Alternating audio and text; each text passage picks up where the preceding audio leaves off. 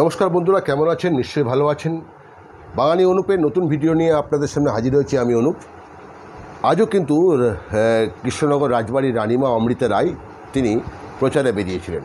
কৃষ্ণনগরের মূল যে বড় বাজার, অর্থাৎ বলা যেতে পারে পাত্র বাজার, সেই পাত্র বাজারে আজকে কিন্তু কর্মসূচি ছিল সকালবেলায়। সেখানেই কর্মী সমর্থকদেরকে নিয়ে হাজির হয়েছিলেন। সকালবেলাতেই বেশ জমজমাট থাকে বাজার, সবাই জানেন। সকলেই কিন্তু মানুষ, চাকরিজীবী হোক, ব্যবসায়ী হোক বা সাধারণ মানুষ ছোটোখাটো ব্যবসা করুক, প্রত্যেকেই কিন্তু বাজারে যান কিছু সবজি কিনতে বা একটু মাছ কিনতে। তাই সবজি বাজারে, মাছ বাজারে এই কৃষ্ণনগরের শহরের বিভিন্ন প্রান্তের মানুষ আসেন। তাই সেখানেই একসাথে সব জায়গার মানুষ দেখা হয়ে যাওয়ার সুযোগটা পায় যে কোনো দলেরই প্রার্থীরা। তাই সেই বাজারে ঢুকলেন রাজবাড়ির রানিমা অমৃতা রায় এবং অনেকের সাথে প্রণাম শুভেচ্ছা বার্তা নিলেন, হাত মেলালেন এবং প্রত্যেকের সাথে কথা বললেন। রানিমা নিজেই বললেন যে এই পাত্র বাজারে এসে যাদের সাথে কথা বলছি তারা প্রত্যেকেই রানিমা আপনাকে জিতিয়েই দেব, ঠিক এই ভাষাতেই কথা বলছেন। তাতেই রানিমা নিজে আপ্লুত হয়ে সংবাদ মাধ্যমকে বলেন যে আমি যা শুভেচ্ছা পাচ্ছি এই সব মানুষগুলোর এখনই বলছে আপনাকে জিতিয়েই দেব, তাতে আমি আরও বেশি বিশ্বাস বেড়ে যাচ্ছে যে আমি হয়তো ভোটের যে জেতার অঙ্কটা, তার সংখ্যাটা অনেক বেড়ে যাবে।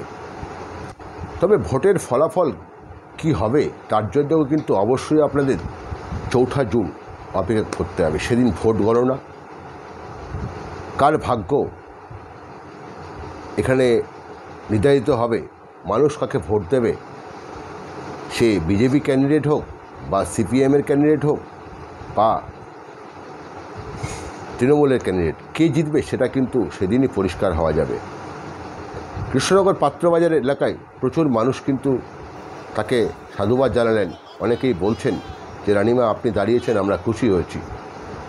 আবার অনেকেই রানিমাকে প্রথম দেখছেন, কারণ সবসময় তো তারা দেখা সম্ভব হয় না, কারণ সেই 12 দলের মেলার সময়তে অথবা কোনো সময় দেখা যায় যে তিনি রাজবাড়িতে আসেন, কারণ তিনি বেশিরভাগ সময়তে আগে কলকাতা থাকতেন, এখন আবার বর্তমানে তিনি রাজবাড়িতে থাকছেন। কিন্তু সেই প্রথম দেখা রানিমাকে অনেকেই দেখছেন এই পাত্রবাজারে।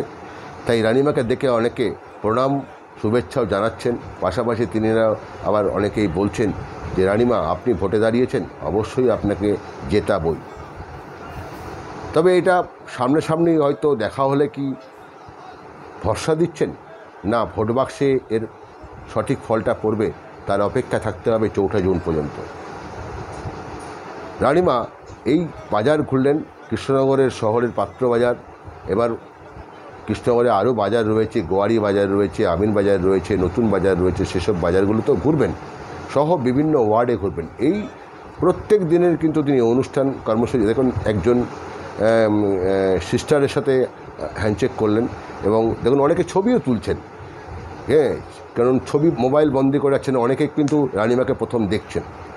এবং তারা এই কৃষ্ণনগর শহরে যে সকল প্রচারভাবে যেভাবে করছেন, তাতে আর অন্যান্য জায়গায় যেভাবে প্রচার করছেন, তাতে কিন্তু রানিমাকে দর্শক কতটা আগিয়ে রাখছে সেটা কিন্তু আবারও আপনাদেরকে বলছি, সেই 4 জুন কিন্তু আপনাদের জন্য অপেক্ষা করতে হবে। তবে রানিমা নিজে কিন্তু খুশি, তিনি নিজেই বলছেন যে আমি কিন্তু আপ্লুত। এই সব পাত্রবাজারে এসে তিনি, যারা তাকে দেখছেন, আমাকে ভোট চাইতে হচ্ছে না, তিনি এই যারা যাদের কাছে হাত জোর করে আসছেন তারা নিজেরাই বলছেন রানিমা আপনাকে জিতিয়ে দেবই, ঠিক এই ভাষাতেই কথা বলছেন। আর সেই তিনি কিন্তু রানিমা এই কথাগুলো অবশ্যই মিডিয়ার সামনে বলেছেন। কি বলেছেন সেটা শেষে অবশ্যই শুনবেন, ভিডিওটা দেখতে থাকুন। আর ভিডিও ভালো লাগলে অবশ্যই লাইক করবেন, শেয়ার করবেন। হ্যাঁ, এত ভিড় পাত্রবাজারে সকালবেলাতে, এত ভিড় হয়ে গেছিলো যে ভিড়ে ছবি তোলা খুব কঠিন হয়ে যাচ্ছিলো আমাদের, কারণ এত ভিড় মানুষের মধ্যে ছবি তোলা একটু কষ্টদায়ক। তার মধ্যেও একটু অনেক নড়াচড়া হচ্ছে, ভিডিও একটু কষ্ট করে দেখুন, কারণ এত ভিড়ের মধ্যে ছবি তোলাও আমাদের পক্ষে খুব অসুবিধা হয়। তবুও ধাক্কাধাক্কি খেতে হয়, তার মধ্যেই অলরেডি ক্যামেরা নড়ে যায়, কারণ তার মধ্যেই ইনি হাঁটছেন, হাঁটতে হাঁটতে ছবি তুলতে হচ্ছে। ছবি দেখতে থাকুন। ভিডিও কেমন লাগলো অবশ্যই বলবেন, আর লাইক করবেন, কমেন্ট করবেন, পরিচিতদের শেয়ার করবেন। ভিডিও দেখতে দেখতে আপনাদেরকে আবারও বলছি, নতুন সদস্য হলে সাবস্ক্রাইব করবেন। ধন্যবাদ, ভালো থাকবেন, সুস্থ থাকবেন।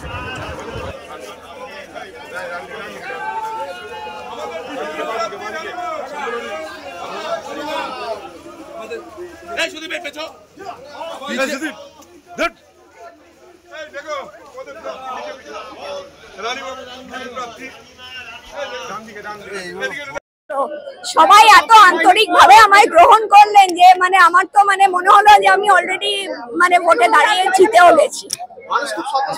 একদম সবাই আমি না বলতেই বলছে জিতিয়ে দেবো।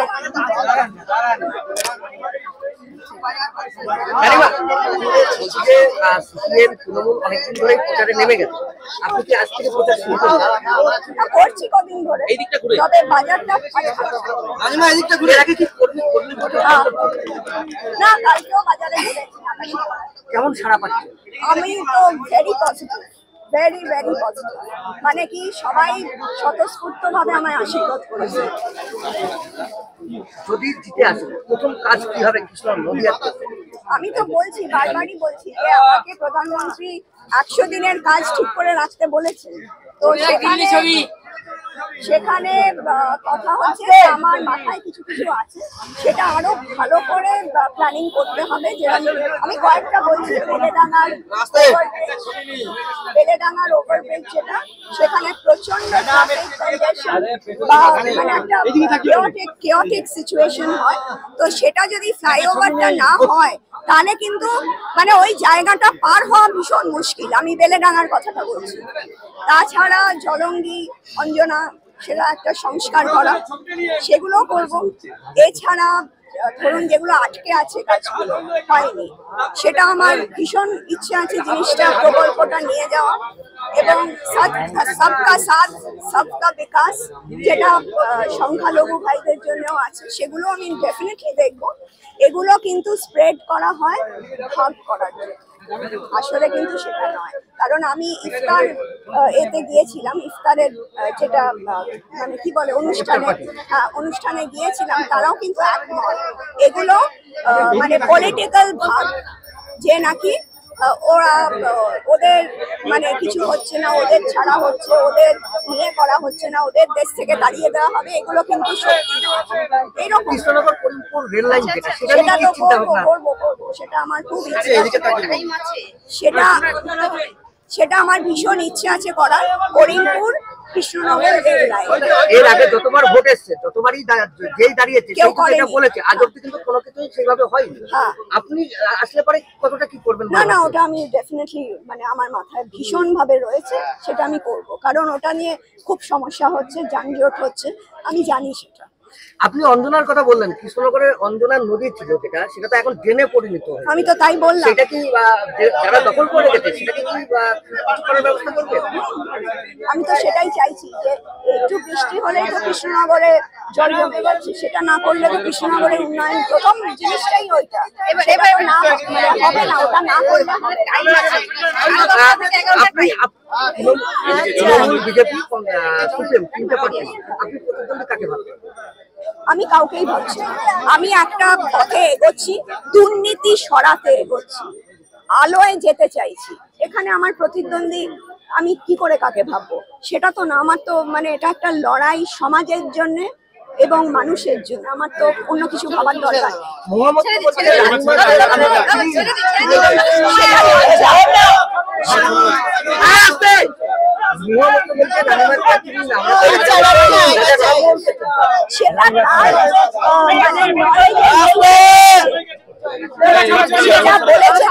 সেটা বাঙালির লজ্জা।